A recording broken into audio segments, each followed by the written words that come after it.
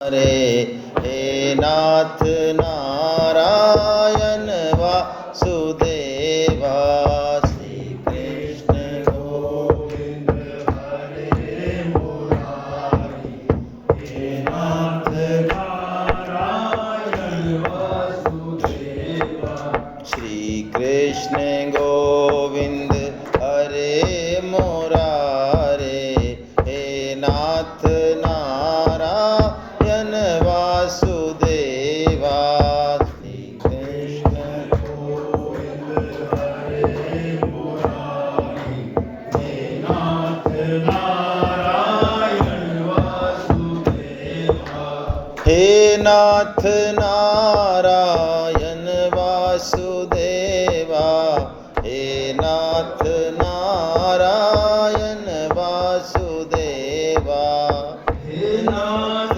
नारायण वासुदेवा हे नाथ नारायण वासुदेवा श्री कृष्ण गोविंद हरे मुरारे हे नाथ नारायण वासुदेवा श्री कृष्ण गोविंद हरे मुरारी हे नाथ नारायण वासुदेवा श्री कृष्ण गोविंद हरे मुरारे हे नाथ नारायण वासुदेवा श्री कृष्ण गोविंद हरे मुरारी हे नाथ नारायण वासुदेवा वसुदेव सुतं देवं कंस चाणूरमर्दनं देवकी परमानंदं कृष्णं वंदे जगद्गुरु। आप सभी वैष्णव जनों के चरणों में वंदन। हरे कृष्णा। प्लीज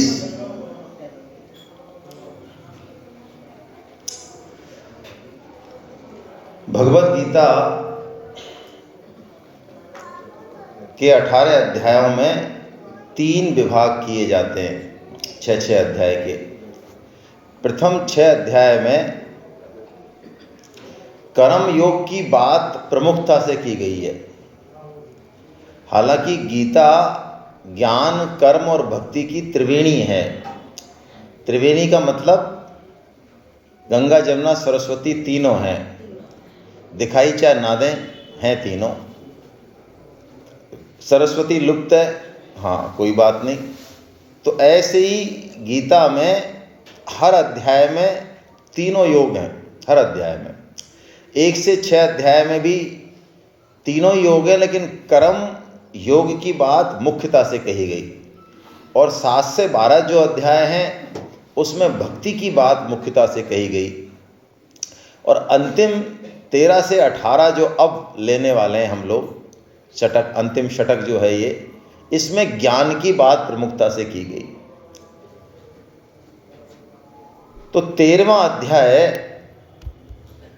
क्षेत्र क्षेत्रज्ञ विभाग योग कैसे आया, कहाँ से इसका जन्म हुआ अध्याय का, वो हम थोड़ा देखें।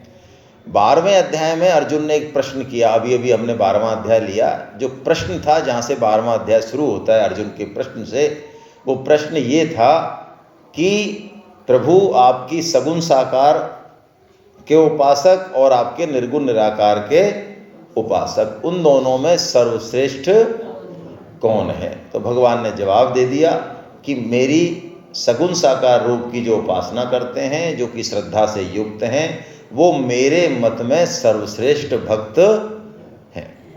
तो निर्गुण निराकार वाले कनिष्ठ हैं क्या, सेकंड क्वालिटी के हैं क्या, या उनको आप मिलते नहीं हैं क्या? तो भगवान ने इस कन्फ्यूजन को भी दूर किया 12.34 में कि निर्गुण निराकार भक्त भी मुझे ही प्राप्त, यानी फल में दोनों में कोई भेद नहीं है। फिर आपने उनको सर्वश्रेष्ठ क्यों कह दिया? दो तरह की बात क्यों कर दी आपने? पहले तो उनको सर्वश्रेष्ठ कहा, फिर आप ही खुद ये कह रहे हो कि नहीं दोनों मुझे ही प्राप्त करते हैं, तो इस हिसाब से तो दोनों बराबर हो गए, दोनों में डिफरेंस क्या रहा? तो भगवान ने 12.5 में ये बात समझाई कि मैंने ये डिफरेंस क्यों बताया है। तो वहाँ भगवान ने कहा, जैसा कि स्वामी जी महाराज ने आज का सत्संग कहा ही था, उसमें भी ये बात आई थी, क्लेशो धिकतरस तेषाम अव्यक्त आसक्त चेतसाम अव्यक्ता ही गतिर दुखन देह बद्भिर अवाप्यते। देह बद्वी की बात कही भगवान ने। देह बद्वी जो शब्द है वो बड़ा विशेष शब्द है, इसको हम समझेंगे क्योंकि यहीं से ये ज्ञान योग आगे चलेगा। देह बद्वी का मतलब है जो वो अपने आप को देह मानता हो या देह से अपना संबंध मानता हो। ऐसे हम हैं क्या? हम सब किस कैटेगरी में जो अभी बैठे हुए हैं? शरीर से हमारा कोई संबंध है या नहीं है? शरीर को हम अपना मानते हैं कि नहीं मानते हैं? अच्छा, शरीर के मरने से अपना मरना मानते हैं? ज्यादातर लोग मानते हैं। हाँ, ज़्यादातर मानते ही हैं हम। अच्छा, आप नहीं मानते? अच्छा, और तेरी, और ऐसे भी प्रकांड पे विद्वान बैठे हैं यहाँ भाई। हमें पता ही नहीं था ये रसगुल्ला और गाजर का हलवा खाते खाते इतने तत्व ज्ञान को प्राप्त हो गए। अरे शरीर की तो छोड़ो, आपको सबको रसगुल्ला और गाजर का हलवा मिल जाए और आपको नहीं मिले या कम मिले तो आपका चेहरा बिगड़ जाएगा। शरीर तो छोड़ो आप, हम जो बात कर रहे हैं वो ये कर रहे हैं कि आपके शरीर कट जाए, पिट जाए, मर जाए, गर्दन कट जाए, हाथ पैर कट जाए, तब भी हमारे कोई फर्क, क्योंकि हमारा है ही नहीं भाई। अभी मान लो बाहर गाड़ी खड़ी है 4 और उन पर सब पे इतना मोटा मोटा पत्थर पड़ जाए और आवाज़ यहाँ तक आए और आप आए हो ट्रेन से, तो बताओ आपको कोई फर्क पड़ता है? अरे पूछ रहा हूँ। तो ऐसे ही ज्ञानी अपने शरीर को मानता है। तो ऐसा मानते हैं क्या आप? अब हाथ खड़ा करो जरा। यदि ऐसा मान रहे होते हम, तो हम यहाँ बैठे थोड़ी होते। हमारा जन्म क्यों हुआ फिर? यदि शरीर को हम अपना मानते ही नहीं, शरीर में हमारी आसक्ति ही नहीं है, तो फिर हमारा जन्म क्यों होता? यहाँ आए क्यों? हम आए हैं, हमारा जन्म हुआ है, यही स्पष्ट प्रमाण है कि हम देह बद्वी है, देहाभिमानी हैं, देह में आसक्ति वाले हैं। तो जिसकी देह में आसक्ति है वो ज्ञान मार्ग पर चल नहीं सकता। बातें कर सकता है, प्रवचन दे सकता है, तालियां पिटवा सकता है, शास्त्रार्थ कर सकता है, खुद ही जो है नंबर 1 अपने आप को विद्वान घोषित कर सकता है, ये सब काम कर लेगा वो, लेकिन वो ज्ञान मार्ग का कक्का नहीं समझ सकता। क्यों? क्योंकि वो देहाभिमानी। सबसे बड़ा ज्ञान यही है। आप भागवत यदि पढ़ें तो राजा रघुगन का एक संवाद आता है, जड़ भरत और राजा रघुगन। तो राजा रघुगन जाते हैं, कपिल मुनि के पास जा रहे होते हैं, क्या लेने? ज्ञान लेने। और वो 4 कहार, पहले कोई यही थी उनकी तो एम्बेसडर या जो भी कहते हैं आप, BMW, 4 कहार जा रहे होते हैं। एक कहार बीमार पड़ जाता है तो जड़ भरत बैठे होते हैं, उनको जोत देते हैं उसमें। अब जड़ भरत को अभ्यास है नहीं, किसका? कहारीगिरी का। दूसरा, वो जीव मात्र में परमात्मा देखते हैं, तो चींटी भी नहीं आ जाए इतना ध्यान रखते हैं, तो कूदते हैं, जीव आता है तो फलांग लगा देते हैं। फलांग लगा देते हैं तो वो उनकी जो वो लंबे चौड़े तो थे ही, तो राजा रघुगन जो बैठा रहता है उसका सिर टकरा गया उससे, वो डंडी से, जो बड़ा डंडा रहता है, उसने 1-2 बार उनको डांटा, तब भी उन पर कोई फर्क नहीं पड़ रहा है। तो उन्होंने उसको कहा कि मूर्ख, तुझे पता नहीं है मैं कौन हूँ? मैं राजा हूँ, मैं तेरे जैसे लोगों को दंड दे के ठीक कर सकता हूँ, अभी मैं तेरे को मजा चखाता हूँ, तू क्या है? तो जड़ भरत उनको जो बात कहते हैं वो यही कहते हैं, कोविद है कोविदवादान, कि तुम बातें तो कर रहे हो पंडितों की सी, लेकिन तुम महामूर्ख हो। क्यों मूर्ख हो? कि तुम ज्ञान लेने जा रहे हो तो पहला ज्ञान तो यही है कि तुम देह नहीं हो, देह से कोई संबंध तुम्हारा है नहीं। उन्होंने कहा वाह, ये क्या बात हुई, देह तो हमारा संबंध है, मैं राजा हूँ, देख तू कहार है। तो उन्होंने कहा भाई ये मिट्टी के प्रोडक्ट हैं सब, तू राजा है तो तुझे मेरे बारे में आइडिया नहीं है, तू मेरे यहाँ चपरासी रहने लायक नहीं है, मैं इतना बड़ा राजा रहा हूँ। तू जो राजा है ना अभी, मैं पूरी पृथ्वी का, जम्बूद्वीप का एक छत्र राजा रहा हूँ, राजा भरत मेरा नाम है, 1 करोड़ वर्ष शासन किया मैंने। तू तो मेरे चपरासी की भर्ती नहीं हो, चपरासी की वैकेंसी निकालूं उसमें नहीं है योग। इतना बड़े राजा थे राजा भरत, उनके नाम पे तो हमारा ये भारतवर्ष है। तो ये तो छोड़, तू ये शरीर कब क्या बना और कब क्या रहा है। तो यदि हमको निर्गुण निराकार की उपासना में जाना है तो हमको देहाभिमान को हटाना पड़ेगा। यदि देहाभिमान हमारे अंदर है, जो कि है सबके अंदर कूट कूट के भरा हुआ है, तो फिर निर्गुण निराकार की साधना हमारे लिए बहुत ज़्यादा क्लेश वाली है। जो भगवान कह रहे क्लेशोधिक तरस तेषाम, ये शायद लिया होगा, ये वाला श्लोक लिया था, क्लेशोधिक तरस तेषाम अव्यक्त आसक्त।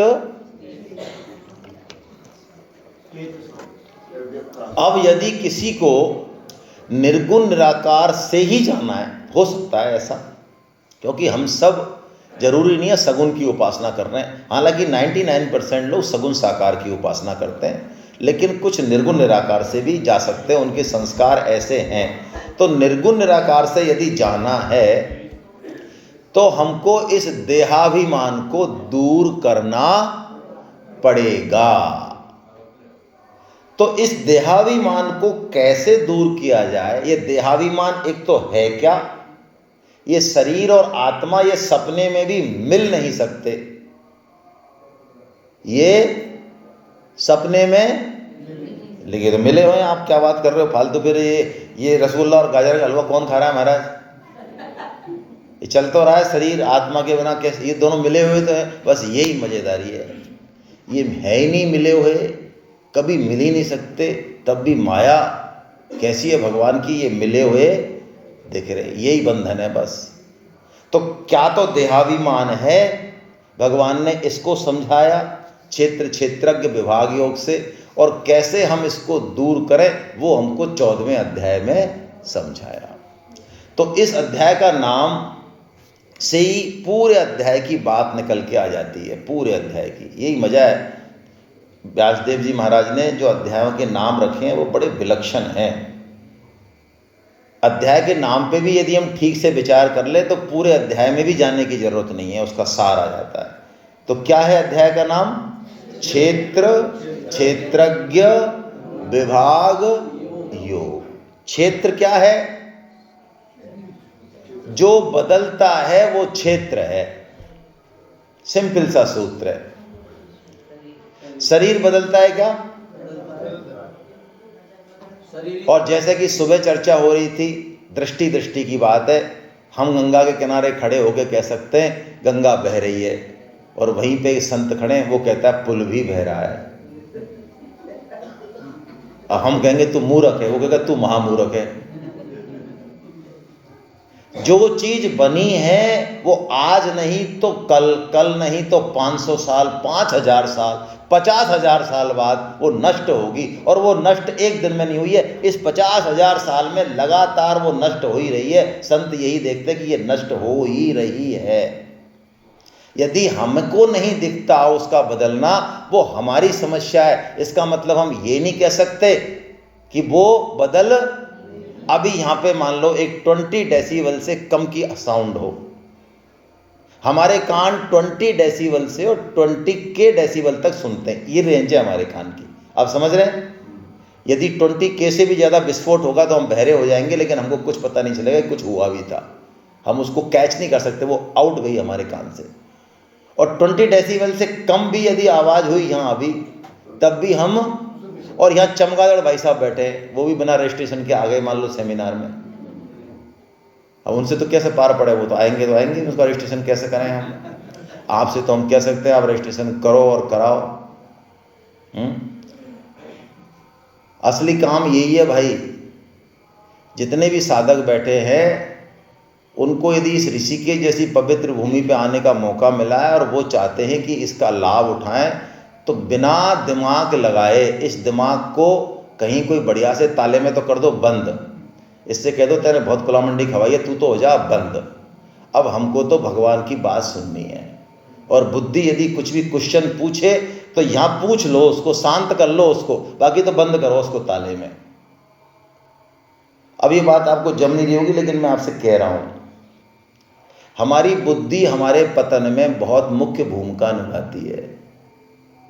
यदि बुद्धि में कोई उटपटांग क्वेश्चन आ रहे हो, यार क्यों जाएं हम किसी घर पे, क्यों सेमिनार का रजिस्ट्रेशन कराएं, हम खुद ही क्यों कराएं यार, हम गीता बिना पढ़े यार प्रचार क्यों करें यार। मान लो 50 तरह के प्रश्न कोई आ रहे हो तो पूछ सकते हो आप यहीं, और उसके बाद मेरा आपसे निवेदन है कि पूछ पाछ के उसको संतुष्ट करके और कह दो ताले में बंद हो जा तू, अब हमको काम करने दे यार, तेने बहुत परेशान कर दिया।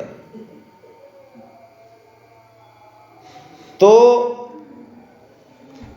चमगादड़ से पूछो कि अभी आवाज हुई क्या, तो वो क्या कहेगा, हाँ हुई 20 डेसिबल से कम की आवाज। हम क्या कहेंगे, नहीं हुई, हम बैठे हम यहीं हैं। अरे तू यहीं हो तो क्या हुआ, तेरे को कुछ पता नहीं है। जो चीजें बहुत धीमे धीमे बदलती हैं, जिनको कि हम रीड नहीं कर सकते अपनी इंद्रियों से, मन से, बुद्धि से, हमें ऐसा लगता है कि नहीं ये कल भी ऐसी थी, मैं 50 साल पहले आया जब भी ऐसी थी, ये बदल नहीं रही है। मैं कह रहा हूँ बदल रही है, शास्त्र कह रहा है बदल रही है। साइंस से पूछो, गूगल पर सर्च करो, 1 सेकंड के 1000वां हिस्सा करो, उसमें सिस्टम बदल जाता है। हमारा शास्त्र ये बोलता है कि हम किसी भी भौतिक चीज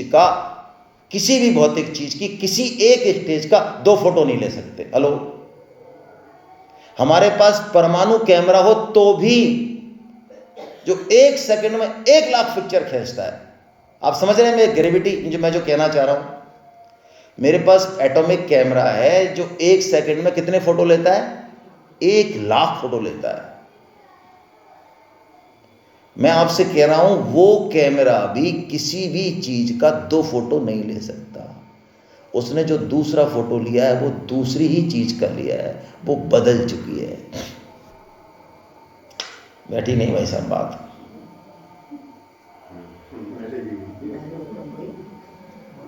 अच्छा चलो, आपके नाखून बढ़ते हैं,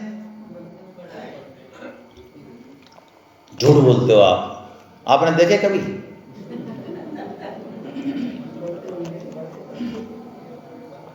अरे बोलो, खड़ा हो कोई भी कि हमने देखे। हम रात को 2 बजे तक टकटकी लगा के बैठे, एकदम से नाखून ऐसे बढ़ गया।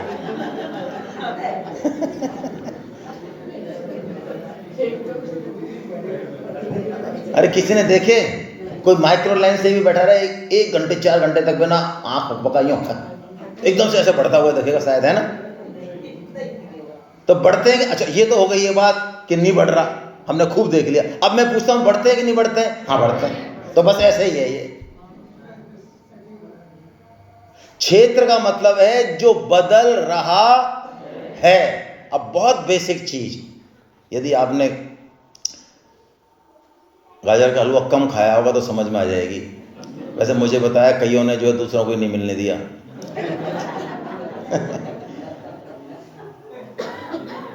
अब दूसरी बात थोड़ी भारी है, उसके लिए थोड़ी सी कम चाहिए आसक्ति पेट के प्रति। ये है दूसरा क्षेत्रज्ञ।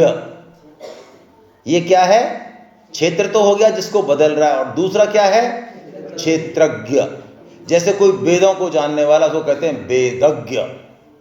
वेदज्ञ का मतलब जो वेदों को जाने, है ना, जो सब कुछ जाने, उसे कहते हैं सर्वज्ञ। और अच्छा तुम सब कुछ जानते हो? अरे तो तुम तो सर्वज्ञ हो यार। हाँ हम सर्वज्ञ हैं। अच्छा तो ये भाई साहब कौन है? ये क्षेत्रज्ञ। इसका मतलब ये किसको जानते हैं? क्षेत्र को जानते हैं। अच्छा हम जानते हैं कि नहीं जानते हैं यार? ये हमारी आंख है ना, ये मेरा चश्मा है, ऐसा हम जानते हैं ना। ये मेरा हाथ है, तो ये मेरा हाथ है, इसका मतलब मैं हाथ हूं क्या? ये मेरा चश्मा है तो इसका मतलब मैं चश्मा हूं क्या? यानी मैं जिस चीज को जानता हूं वो मेरे से अलग है, और जानने वाला जिस चीज को जान रहा है उसके बदलाव को जान रहा है कि ये ऐसे ऐसे ऐसे। ये देखो ये रहा, ये जो देख, जैसे मम्मी बताती है ना, देख बेटा ये जो पापा जी गोदी में बैठे हैं ना, तू इधर वाले में, ये घुटन्ना में, ये तू है टिंकू। अच्छा मैं हूँ। और ये है ना ये नंगू बाबा, ये मिंकू, बेटा तू है ये। अच्छा मैं हूँ ये? हाँ तू ही है ये। अरे तो ये मैं हूँ क्या? तो मम्मी बता रही हम ही हैं। लेकिन वो इतना बदलाव आ गया, 40 साल पहले का फोटो की मम्मी को बताना पड़ रहा है ये टिंकू और ये मिंकू। अच्छा, तो भाई जो टिंकू और मिंकू हैं जो देख रहे हैं अच्छा ये मैं हूँ, तो वो तभी तो उसको देख सकते हैं बदलाव को, जबकि वो खुद ना बदलें। यदि वो भी बदल जाते तो कौन देखता किसको? मैं इस चीज़ को पकड़ने की कह रहा हूँ आपसे, बिना हलवा खाए। आपके समझ में आ रही है? क्षेत्र बदल रहा है, बस थोड़ी सी बात है, ज़्यादा बड़ी। और क्षेत्रज्ञ वो है जो बल्कि बदलाव को, जैसे कि आदमी सोया, उसने देखा मेरे को सपना आया मैं राजा बना, फिर उतार दिया, फिर ये हुआ वो हुआ, फिर जग गया और उसने देखा अरे यार ऐसा ऐसा हुआ मेरे साथ। तो ये जो जगह, ये उस समय भी था, पहले भी था, उस समय भी था, तभी ये देख पाया। यदि ये भी बदल जाता तो ये देख थोड़ी पाता। समझ रहे हैं आप? 2 उदाहरणों से मैं अपनी बात समझ में स्पष्ट करने की कोशिश करता हूँ, क्योंकि मुझे ज़्यादा सपोर्ट नहीं लग रहा मुंडी से। जब तो मैं आगे चलूँ, लेकिन कोई बिल्कुल ऐसे बैठे एकदम पत्थर की तरह कि नहीं हम जो है, हाँ। तो हलवा खाओगे तो भैया क्षेत्र विभाग समझ में नहीं आएगा, बाकी चीज़ समझ में आ जाएगी। आप कभी पिक्चर जाओ, मान लो पिक्चर, और पिक्चर में 1.5 घंटे बाद इंटरवल होता है ना। अब मान लो 2 दोस्त जाएं, तो एक दोस्त तो इंटरवल के बाद आ जाए और एक दोस्त पूरी 3 घंटे की पिक्चर देख के आए। अब आपको यदि पूरी पिक्चर की डिटेल पूछनी है तो आपको किससे पूछनी चाहिए? जो पहले आ गया वो नहीं बता सकता ना, क्योंकि वो तो खुद ही बदल गया वहां से, है ना। राजा जनक एक बार सो रहे थे तो सपना देखा उन्होंने कि मेरे राज्य पर किसी ने आक्रमण कर दिया, और आक्रमण ऐसा किया कि राजा जनक को भागना पड़ा, रानियों को छोड़ के, महल को छोड़ के, और सेना उनका पीछा कर रही। शत्रु देखे वो भागते भागते जंगलों में से सब कपड़े अपने फट गए, 3 दिन तक भागते रहे। भूख अलग लग रही, प्यास अलग लग रही। तो कहीं एक जगह अन्न बट रहा था, बड़ी भूख लग रही थी, तो वो अन्न के लिए लाइन में खड़े हो गए पत्थर लेके। वो सेना बना तो पीछे छूट गई, और किस्मत ऐसी उनकी कि जैसे वो पत्थर लेके वो खिचड़ी बट रही थी, पहुंचे तो वो खिचड़ी खत्म हो गई। अब उनका चेहरा ऐसा हो गया कि बताओ यार ये खिचड़ी भी खत्म। तो उस जो खिचड़ी बांट रहा था उसने देखा कि इसकी शकल तो बिल्कुल ही ऐसी हो रही है, मरे जैसे। तो उसने वो खुरचन जो होती है, इतना बड़ा भगोना है, तो खुरच के और वो उसको दी राजा जनक को। राजा जनक को एकदम से आनंद आ गया और उन्होंने सोचा तसल्ली से बैठ के इसको खाते हैं। तो एक झाड़ी के बगल में बैठ के खाने ही लगे थे कि एक चील आई और उसने उसको झपट्टा मारा और रह गई, और लग और गई हाथ में।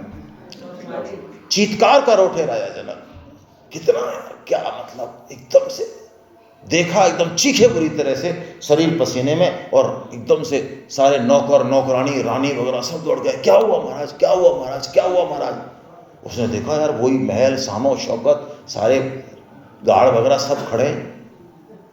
राजा जनक ने कहा यार ये क्या हुआ।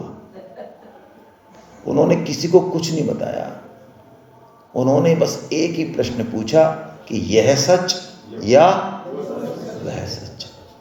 और रानी वानी तो क्या जवाब दें। अब उनके तो धक बैठ गई। नीचे दरबार में आ गए, वहाँ पे भी वो पंडितों से पूछें, पंडित महाराज, ब्राह्मण महाराज, विद्वान महाराज, यह सच या वह सच। पंडित क्या नहीं, हमें क्या पता क्या सच, मतलब क्या ये सच की वह सच हमें क्या पता है यार, ये क्या पूछ रहे हैं। और वो कह रहे हैं कोई राजकारण नहीं होगा, पहले मेरे प्रश्न का जवाब दो। यह सच की वो कह रहे हैं। राजा जनक मन में सोच रहे हैं कि यार सपना वो है, हेलो पकड़ने की बात है, यार सपना ये है कि मैं इस स्त्री का पति हूँ, अधिकारी हूँ, 4 मेरे बच्चे हैं, फलाना है, और फिर आँख बंद हो गई। ये सपना है या वो सपना है? कहीं ये जिंदगी तो सपना नहीं है भाई, बस ये थोड़ा सा बड़ा सपना है, वो थोड़ा छोटा सपना है। तो अष्टावक्र को बुलाया गया जो उनके गुरुदेव थे कि महाराज वो सुबह से ही पता नहीं क्या बड़बड़ा रहे हैं, यह सच वह सच, चलो महाराज आप। तो अष्टावक्र आए, गुरुदेव को प्रणाम किया, गुरुदेव यह सच की वह सच। तो अष्टावक्र ने कहा राजन ना यह सच ना वह सच। सच वो है जो दोनों में ही साक्षी रूप से विद्यमान है, जो दोनों को जानने वाला है, जिसमें कोई चेंज नहीं होता, वह सच। ये है क्षेत्रज्ञ। हमारे 100 जन्म हो जाएं, हमारी 100 मृत्यु हो जाए, तब भी हम मरने वाले नहीं हैं। राजा शुकदेव, राजा परीक्षित को शुकदेव जी महाराज पूरी भागवत सुना के कहते हैं, परीक्षित इमाम जही पशु बुद्धिम इमाम जही। ये जो पशु बुद्धि है कौन सी, कि मैं शरीर हूं, शरीर मेरा, ये पशु बुद्धि है। छोड़ इसको इमाम जही। बोल तुझे तक्षक का डर है क्या? अभी मैं बैठा हूं, हिम्मत नहीं तक्षक की कि वो आ जाए जब तक मैं बैठा हूं यहां। बोल, मैंने पूरी भागवत सुनाई, तेरे को समझ में बैठी बात? तो परीक्षित कहते हैं, महाराज अब 100 तक्षक आ जाए ना, 100, तो ये शरीर की मृत्यु हो सकती है, लेकिन मेरी मृत्यु ना कल थी ना आज है, ये ज्ञान आपने करा दिया। अब परीक्षित मरने वाला नहीं है। यही भगवान कह रहे हैं, क्षेत्र क्षेत्रज्ञ विभाग। ओहो, ये क्षेत्र अलग है और क्षेत्रज्ञ, इन दोनों में विभाग है, एक नहीं है ये। जैसे ही ये विभाग हम समझेंगे, हमारा योग हो जाएगा परमात्मा से। यही क्षेत्र क्षेत्रज्ञ विभाग योग है भाई। इतनी सी तो बात है। लेकिन हमारी शरीर के प्रति, सुखों के प्रति, भोगों के प्रति, मान बढ़ाई के प्रति आसक्ति इतनी गहरी है कि ये छोटा सा अध्याय गीता का सबसे टफ अध्याय लगता है हमको। इससे पूरी गीता का टफेस्ट चैप्टर कहते हैं। क्यों? आसक्ति के कारण हमको ये बातें हवा हवाई लगती हैं। अरे क्या हो रहा है, क्या बोल रहे हैं भगवान? क्षेत्र क्षेत्रज्ञ विभाग योग की बात इतनी सी है। क्षेत्रज्ञ बंध नहीं सकता, लेकिन ये क्षेत्र को अपना मान लेता है। हमारे तिजोरी में जो सोने के बिस्किट रखे हैं,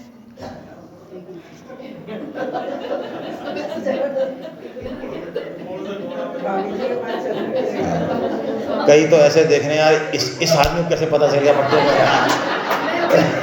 कईयों के चेहरे में तो लाइट चल गई एकदम से, यार हमने तो हमारी पत्नी को नहीं बताया, इस पट्टे को पता कहाँ चल गया है। ये तो यार खतरनाक है गीता सेमिनार में आना। तो भाई वो सोने के बिस्किट हों, चाहे 2000 रुपये की गड्डी हो, चाहे 500 गड्डी हो, जरा कान को ले जाना पास में, और उसमें से आवाज़ आती है क्या कि हम तेरे हम तेरे हम तेरे, ऐसा आती है आवाज़? मन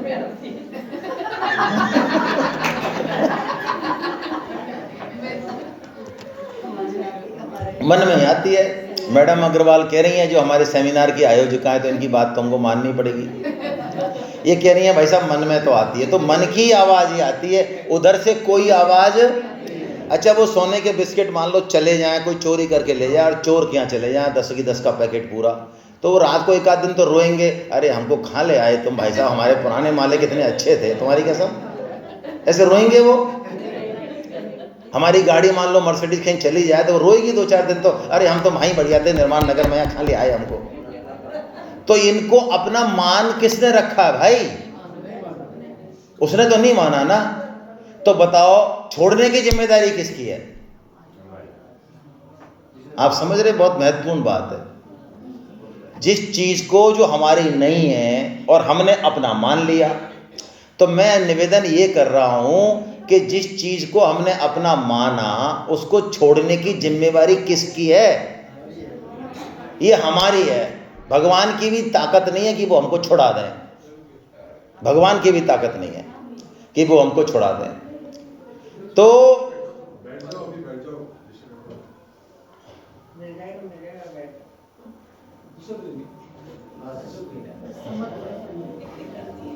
आप वही थे शायद जो सुबह योग की परिभाषा बता रहे थे, है ना? हाँ, यही योग है ना? कि इतनी इंपॉर्टेंट चीज आप ही खो गई और आपकी जो है गीता गई, यही योग है। बहुत सही है एकदम। और परिभाषा आपसे सुने हम।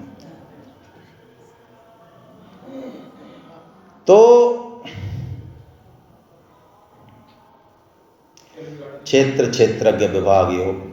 अब ये बंधन जो हमने, हमारी चीज नहीं है, उससे हमने मान लिया, उसका कारण है हमारी आसक्ति, भोगों में हमारा प्रियतापन।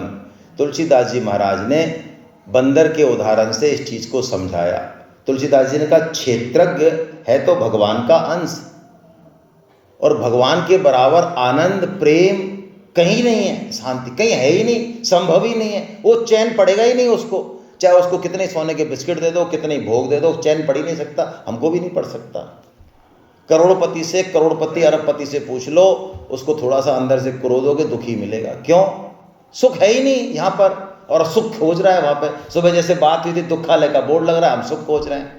ऐसे मूर्ख राज हैं हम। जहाँ सुख है वहाँ जाएंगे तो तृप्ति होगी। अभी हमको भूख लग रही है, गाजर का हलवा चाहिए, तो गाजर का हलवा 1 किलो लेके कपड़े में बांध के और पेट पे बांध दिया, जाओ भाई साहब 1 किलो हलवा दे दिया आपको तो हमने स्पेशल, तो भूख खत्म हो जाएगी। अरे पेट में बांधने से क्या होगा? ऐसे ही संसार में इन जिन चीजों में सुख खोज रहे, इनमें सुख हमको मिलेगा।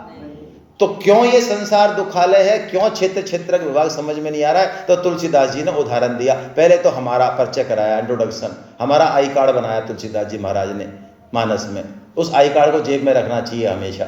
ये हमारा आई कार्ड है। ईश्वर अंश जीव अविनाशी, चेतन अमल सहज सुख राशि। ये किसका वर्णन हो रहा है? हमारा। हम कौन है? ईश्वर के अंश। अब बताओ, आपको यहाँ चाय बनाए सुबह, चाहा है ना, चाहा जिसमें हमारी जान बसी हुई है। चाहा वाले को सारे इंतजाम बढ़िया कर दो, आप बढ़िया रूम दे दो, बढ़िया खाने को दे दो, देसी घी खिला दो, सब कुछ खिला दो, चाहा मत दो चाहा, तो भाई साहब का मूड उखड़ा उखड़ा रहते हैं। मेरे सामने वाली खिड़की में वो टुकड़ा रहता है, इधर ये उखड़ा रहता है भाई मेरा।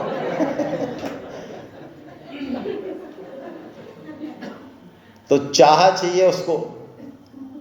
तो ये ईश्वर का अंश उस चाय में से, मान लो 1 कप चाय मैं लूं, 1 कप चाय डॉक्टर साहब ले, तो दोनों में कोई फर्क होगा? और उस चाय की क्वालिटी में जो मैंने 1 कप में लिया और जो पूरा ड्रम भरा है उसमें कोई फर्क होगा? तो हम कौन है? ईश्वर के। तो ईश्वर में जो क्वालिटी होनी चाहिए, क्या हम में नहीं होनी चाहिए? सेम होनी चाहिए हम में। क्या है? नहीं है। होंगी तो सही, दिखती नहीं है। और कह रहे हैं ईश्वर अंश जीव अविनाशी, हम अविनाशी हैं, यानी हम कभी मरते हैं, हम तो अपना मरना मानते हैं। चेतन, हम चेतन है, हम जड़ नहीं है। अमल, हम में मल है ही नहीं, हम में किसी तरह का कोई काम क्रोध लोभ आदि विकार। अरे भाई साहब इतना झूठ क्यों बोलते हो, ये सब चीज तो हम में है। तो तुलसीदास जी तो कह रहे हैं नहीं है, जबकि हमारे अंदर देखो तो काम क्रोध लोभ मोह मद मत्सर सब तरह के विकार भरे पड़े। और तुलसीदास जी एक बात और कहते हैं, यहां तो सपटे झूठ बोल रहे दिखते हैं, सहज सुख राशि। सहज सुख राशि का मतलब है सुख शांति आनंद उसका स्वरूप है, उसको कुछ चाहिए। बच्चे को आप कभी देखो, छोटे बच्चे को, वो खेल रहा है, अब वो खिलौना चाहे 2 रुपए का हो, चाहे वो 20 करोड़ का हो, चाहे वो मिट्टी का हो, वो एकदम आनंदित है। उसको कोई नजर नहीं है बगल में क्या चल रहा है, क्या हो, कुछ नहीं, वो और वो उसका खिलौना, बस दुनिया कंप्लीट, दैट्स ऑल। ऐसे ही जो संत महापुरुष होते हैं उनको वो अपने आत्माराम बोलते हैं। उनको आत्माराम यानी जो उनके पास है बस उससे वो संतुष्ट है, एकदम आनंदित है। सहज सुख राशि, तो हम ऐसे हैं क्या? इन 4-5 गुणों में से कोई गुण हमें दिखता है क्या? अरे बोलो तो सही भाई, नहीं दिखता। तो क्यों नहीं दिखता, उसका कारण बताते हैं।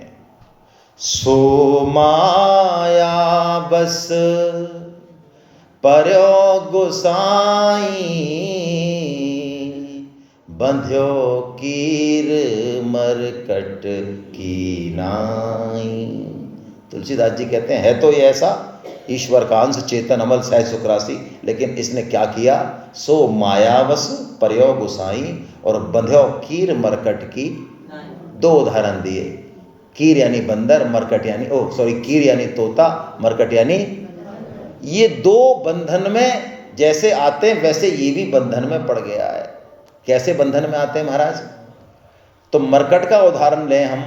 बंदर पकड़ने वाले एक छोटे मुंह की मटकी लेते हैं, उसको जमीन में गाड़ देते हैं और उसमें थोड़े चने देख देते हैं, और वो बंदर उस मटकी को गाड़ते हुए उसमें चने पटकते हुए भी देखता है।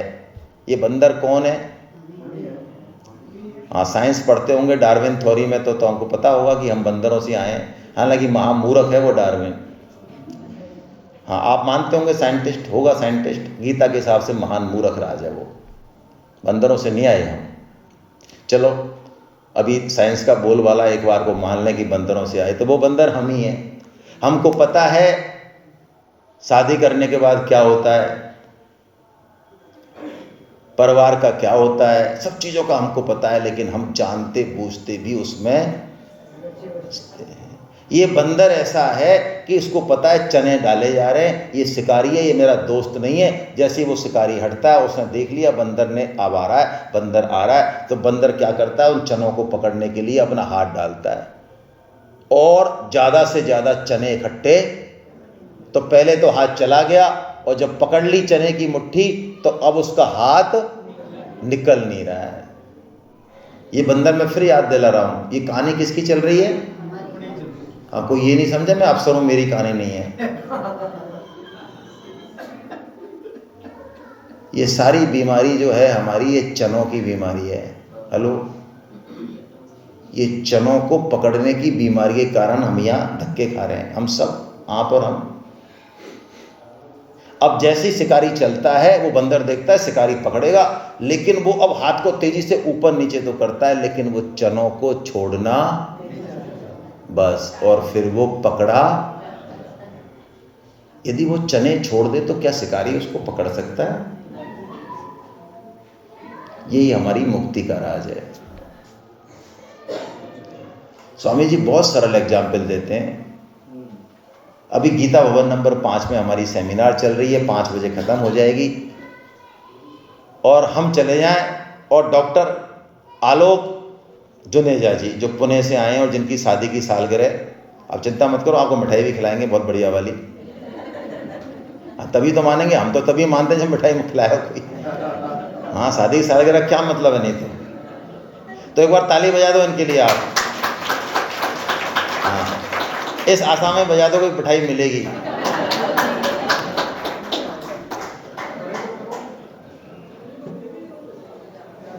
तो जुनेजा जी का फोन रह जाए मान लो यहाँ, तो बताओ 6 बजे बाद इस हॉल में कौन आएगा? हम तो नहीं आएंगे ना, हमारे क्या लेने देना, हम क्यों आएंगे? तो इस संसार से जब हम जा रहे हैं, तो इस संसार में हम दोबारा यदि आएंगे, कब आएंगे? जब कोई ऐसी इच्छा, कोई भोग, कोई कामना, वासना हमारी रह गई कि यार ये काम करना है, ये मकान का जो छज्जा गिर गया था ना, अगली बार इसको बनवाना है भाई साहब, या ये छोटा बेटा रह गया ना, ये मेरे बिना जी नहीं पाएगा, तुम्हारी कसम, और एक पत्नी तो मेरे जाते ही मर जाएगी, तो इसलिए मुझे दोबारा। ऐसी गलत फहमियाँ पढ़े लिखे लोग, बड़े बड़े अफसर पालते कि ये परिवार हमारे ही चलाए, यदि हम चले गए तो ये परिवार चलेगा। अभी भी जो खून ऊपर नीचे हो रहा है परिवारजनों का, सांस चल रही है, ये सब हमारे चलाए चल रही है, हम गए तो ये पार्टियां। ऐसी गलत फहमी में आदमी जीतता है, और ऐसी गलत फहमी में ये आदमी, तो वो आएगा कि नहीं आएगा? आएगा। और यदि कोई इच्छा नहीं है जाते समय, कोई नहीं इच्छा है, बिल्कुल एक भगवान की तरफ चित्त है, तो वो आएगा। बस यही है।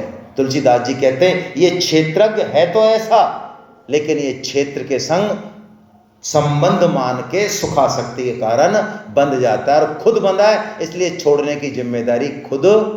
और ये बंधा हुआ महसूस कर रहा है, वास्तव में ये बंधता कभी, जैसे कि सपने में कोई मान लो हमें मृत्यु दंड दे दे सपोज, और वहीं हमारा दोस्त खड़ा है और वो हमसे कहे अरे यार भाई साहब कुछ नहीं है, ये सब नाटक चल रहा है, ये सपना है यार, क्यों रो रहा है फालतू, तू टेंशन कर रहा है बेकार, हम कह रहे हैं ना, तो क्या उस दोस्त की बात पे विश्वास आ जाएगा?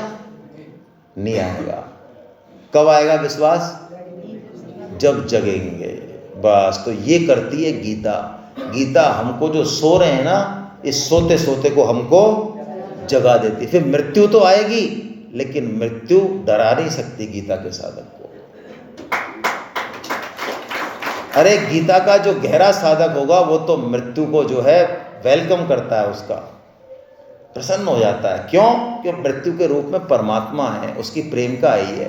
तो जैसे प्रेमी प्रेमिका का इंतजार करता है ना, ऐसे मृत्यु का इंतजार करता है गीता का साधक। हाँ, कबीर जी करते हैं ऐसे इंतजार हैं।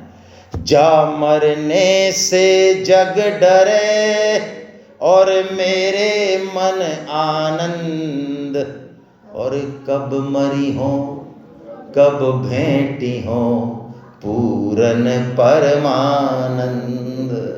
वो कहते हैं आओ मेरे परमात्मा, तुम इस काल रूप में आ रहे हो, आओ जरा हो जाए कुछ गलवैयाँ हो जाए। एक क्षण भी तनाव नहीं मृत्यु का। ये गीता का साधक है भाई, ये योग है।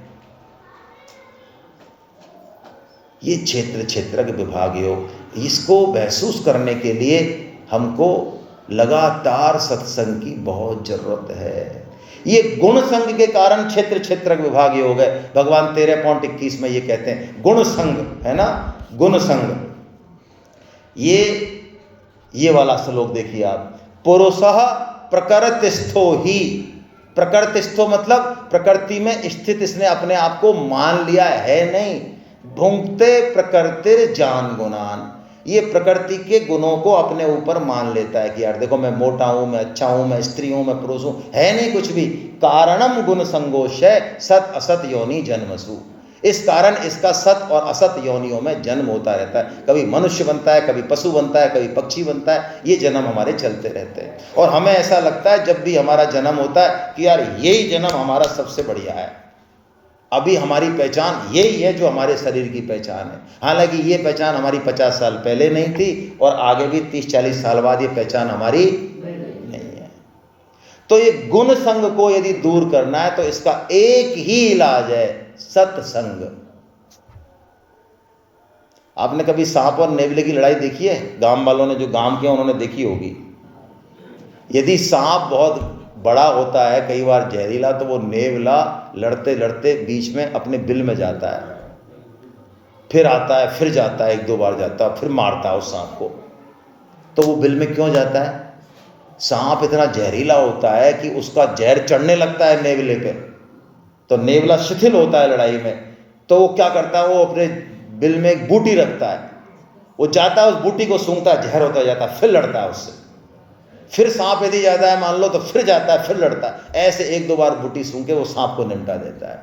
भाई इस संसार में अड़ोस से, पड़ोस से, अखबार से, इस महान राक्षस से, सब जगह से कचरा आ रहा है, कचरा कचरा कचरा कचरा कचरा। उससे लड़ना है तो गीता क्लास रूपी बूटी को लगातार सूंघते रहो, सूंघते रहो, सूंघते रहो, सूंघते रहो, सूंघते रहो। और कोई बुद्धिमान ये समझे कि मैंने तो जूस निकाल लिया गीता का 2 दिन में, अब कुछ नहीं है।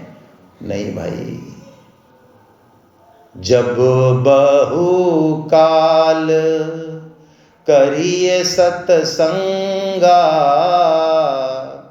तब ही होई सब संशय भंगा। वैष्णवों का संग और लगातार गीता परिचय अभियान की गीता क्लास इसलिए इफेक्टिव है कि वहां आप एक दिन चुनते हो। मैं बुधवार को रात को 7 से 9 की क्लास करूंगा, मैं संडे को सुबह 8 से 10 की क्लास करूंगा। वो आपका परिवार बन जाता है। और वहां जब आप गीता को लगातार सुनते हो तो ये जो विषयों में जो हमारा भोग की आसक्ति है, ये आसक्ति धीरे धीरे धीरे धीरे धीरे धीरे 6 महीने में, 1 महीने में, जितना हमारा संकल्प है, ये दूर होने लग जाती है। यदि हमारे विचार शुद्ध हो जाए ना, मैं आपको दावे के साथ कह रहा हूं, हमारा शरीर, हमारा स्वास्थ्य बहुत उन्नत स्टेज पे जाने वाला है। बड़े से बड़ा ड्राई फ्रूट्स, अच्छे से अच्छा फ्रूट्स, अच्छे से अच्छी डाइट वो काम नहीं कर सकती जो एक सद्विचार कर सकता है। ये लिख के रख लो आप आज से। यदि आपके अंदर सेवा का भाव है, कमिटमेंट का भाव है, उससे जो श्राप पैदा होगा, आपके सारे रोगों की रामबाण औषधि है वो।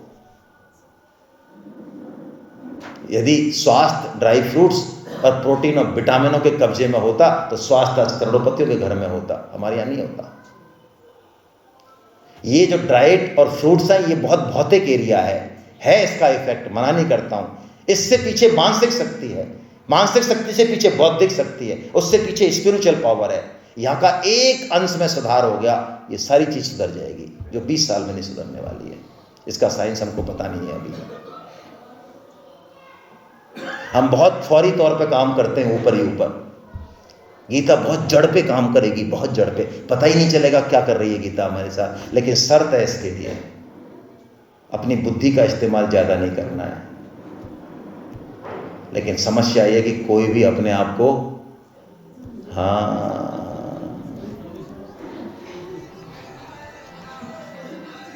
यही समस्या है बस। यदि हम कृष्ण की बात मानने को तैयार हो जाएं, बुद्धि को अलग हटा के हम संतों की बात मानने को तैयार हो जाए, ताकत नहीं किसी भी विषय की, किसी भी भोग की, किसी अभिमान की जो हमारे टांग अड़ा दे। लेकिन हमारी बुद्धि बीच बीच में टांग अड़ाती है। आप गीता क्लास जरूर ज्वाइन कीजिए, मैंने कहा, और मैंने कहा ज्वाइन कर ली, अच्छा काम है, बहुत अच्छा काम नहीं है। आप दूसरों को ज्वाइन कराइए, बहुत जरूरी है। मैं इसलिए नहीं कह रहा हूं कि हमारा परिवार बढ़े, ना ना ना, नेवर। आप 10 साल माला करें, आप 10 साल साधना करें, ध्यान करें, विपश्यना करें, कुछ भी करें, ये किए हुए हैं मेरे, और आप एक संकल्प लेके गीता का प्रचार का झंडा लेके कुछ बड़ा काम कर दें, आपकी जो प्रगति होगी वो 10 साल में नहीं हो सकती। आप महसूस करके देख लें, महसूस करके देख लें। आप पीछे राजेंद्र पचौरी जी और मीनाक्षी पचौरी जी हैं, ये गीता में लगे हुए कुछ समय हुआ, इन्होंने कुरुक्षेत्र में एक बहुत वेल ऑर्गेनाइज शानदार सेमिनार करा दी। ये कभी गीता की तरफ झांकते नहीं थे, बहुत प्रोफेशनल्स थे। ये डेंटिस्ट है, बहुत सफल, चंडीगढ़ की मीनाक्षी पचौरी जी, और इनके शब्दों में कहूं तो ये थैला भर के पैसे लाती थी रोज। लेकिन इनका भाव सैल्यूट, कि इतनी तेजी से मैंने बदलते हुए बहुत कम लोगों को देखा है, बहुत कम। ये भगवान की कृपा किसी पे भी हो सकती है, कहीं भी हो सकती है, बशर्ते हम थोड़ा सा तैयार हो जाए। तो आप 100 बातों की एक बात है, जैसे मैंने सुबह भी निवेदन किया, करिष्ये वचनम तव। ये बात 10 साल बाद समझ में आए, बहुत बढ़िया है, लेकिन अभी मान लें इसको, हमको भगवान का काम करना, और ये हमारी मॉरल जिम्मेदारी भी है। आप भागवत पढ़ें, ऋषभ देव जी महाराज जिनके 100 पुत्र थे, भरत सबसे बड़े पुत्र थे, उन्होंने 100 पुत्रों को बिठा के एक उपदेश दिया। ऐसा उपदेश प्रत्येक फादर को देना चाहिए। यदि वो नहीं देता है वो मूर्ख है, वो बहुत बड़ा पाप कर रहा है, बिल्कुल शास्त्र की भाषा में। वो 80 लाख का पैकेज दे दे बच्चों को, कोई दिक्कत नहीं है, लेकिन उसने ये यदि लेक्चर नहीं दिया बच्चों को, वो उसका हंता है पुत्र का। ये शब्द है शास्त्रों का। गुरु न सस्यात्, स्वजनो न सस्यात्, जननी न सस्यात्, दारा न सस्यात्। वो गुरु नहीं, वो माता नहीं, वो पिता नहीं, वो भाई नहीं, जो अपने आश्रित को भगवान की तरफ ना लगा दे। ये ऋषभ देव जी के शस्त्र है। तो यदि हमारे बेटे बेटियां हमारे वो आ गए, आने में निमित्त हम बने, अब हम उनको लाने के लिए हमने जो है वैवाहिक जीवन आरंभ किया या अपनी मौज मस्ती के लिए किया, वो तो हम ही जानते हैं, लेकिन वो आ गए। अब आ गए तो ये हमारी मॉरल ड्यूटी है कि उनको हम भगवान में लगा दें। ये IIT में सिलेक्शन से भी ज़्यादा इम्पोर्टेंट है। हेलो, ये 80 लाख के पैकेज से भी ज़्यादा इम्पोर्टेंट है। ये जो मैं कह रहा हूँ, और मैं ज़्यादा क्या कहूँ, सांस लेने से भी ज़्यादा जरूरी है गीता पढ़ना। आपके समझ नहीं आया, कोई बात नहीं, मान लें आप। सांस लेने के लिए हम जितना जतन करते हैं उससे ज़्यादा जरूरी है गीता पढ़ना। सुबह मेरी डॉक्टर प्रकाश से बात हो रही थी, बहुत ही अच्छा काम कर रहे हैं वो। उन्होंने भी इस चीज़ को कहा, हमारी खूब लंबी बात हुई। हम अच्छा स्वास्थ्य दे रहे हैं लोगों को, बहुत अच्छी बात है, बुरी बात नहीं है। हम अच्छी पढ़ाई दे रहे हैं, हेल्प कर रहे हैं, बिल्कुल बुरी बात नहीं है। लेकिन मैं एक $1 मिलियन प्रश्न आपके सामने रखता हूँ। मैंने किसी भी तरीके से आपका स्वास्थ्य बहुत अच्छा कर दिया, मैं पूछ रहा हूँ आप उस स्वास्थ्य को लेके अब करने क्या वाले हैं? आप उस स्वास्थ्य को लेके करने क्या वाले हैं। मेरा मतलब है कि मेरा चाकू ब्लंट था, ना सब्जी कट रही थी ना कुछ और हो रहा था। आप आए, आपने मेरे ऊपर कृपा कर दी, और कृपा करके क्या कर दिया, उस चाकू को क्या कर दिया, ब्लंट कर, उस शार्प कर दिया। और मुझे नहीं पता उस चाकू का क्या सदुपयोग है। तो मैंने क्या किया, उस चाकू को ऐसे ऐसे घुमाया और अपनी नाक काट ली, आंख फोड़ ली। बोली आपका परोपकार मेरे लिए अच्छा है। मैं इस शरीर को बहुत मेंटेन कर रहा हूं, 80 साल में भी मैं 20 जैसा दिखता हूं। मैं बहुत सारे प्राणायाम बाटायाम सब कम करता हूं, लेकिन मेरी आसक्ति भोगों में ही है। मैं ज्यादा शरीर में पावर होगी, ज्यादा भोग करूंगा, ज्यादा पाप करूंगा। बोलिए मेरा शरीर खत्म हो जाए या ज्यादा अच्छा रहे। हेलो, खत्म हो जाए, खत्म हो जाए, वहीं के वहीं मर जाए, ज्यादा बढ़िया है। पर्पज क्या है शरीर का, क्यों करें इसको, अच्छा करना क्या है इसका, यह है मुख्य बात, यही मुख्य बात है।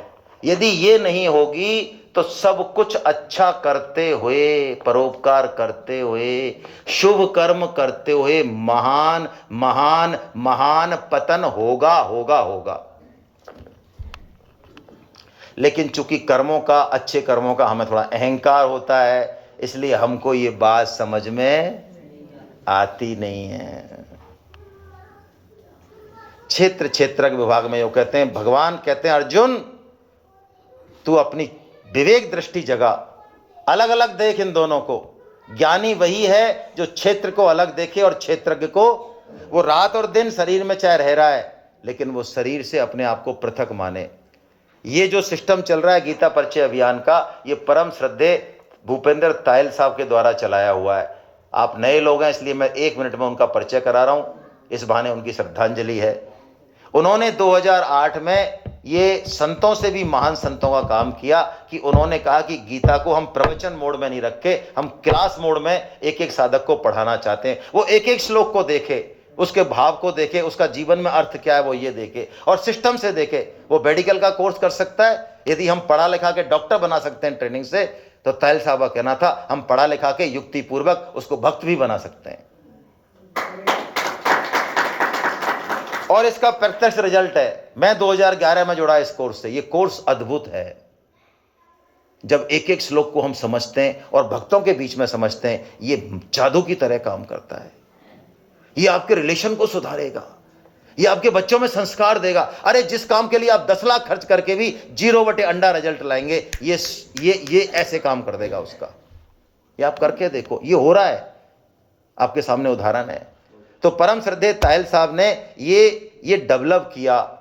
उन्होंने कहा हमको गीता को पढ़ना है, समझना है, जिससे हमारे जीवन में सकारात्मक परिवर्तन, ये सारा सिस्टम उन्हीं का चलाए हुए चल रहा है। परम श्रद्धेय वीटेक थे, वो एमटेक थे IIT के उस जमाने के। हम सब उनके शिष्य, हमने उनसे पढ़ी है गीता, हमने इसको फील किया है। जिस गीता के बारे में हम कक्का नहीं जानते थे, कक्का, और बल्कि कक्का नहीं जानना कोई बुरी बात नहीं है, बुरी बात यह है कि हम गीता पढ़ना और गीता पढ़ने वालों को मूर्ख समझते थे। हम कहते थे ये मूर्ख हैं, इसके बजाय तो थोड़ी ताकत हो हाथों में और बुद्धि हो तो दुनिया को जीता जा सकता है। हमने जीत के दिखाया है, ऐसा हमारा विचार था। तो भगवान कह रहे हैं अर्जुन को, अर्जुन क्षेत्र क्षेत्रज्ञयोर ज्ञानम, ये क्षेत्र और क्षेत्रज्ञ को अलग देखना ही ज्ञान है। तो तू शरीर में रहते हुए भी इस चीज को फील कर। वो तायल साहब इसको जीते थे। मैं आपको एक उदाहरण के साथ बस अपनी बात खत्म कर रहा हूं।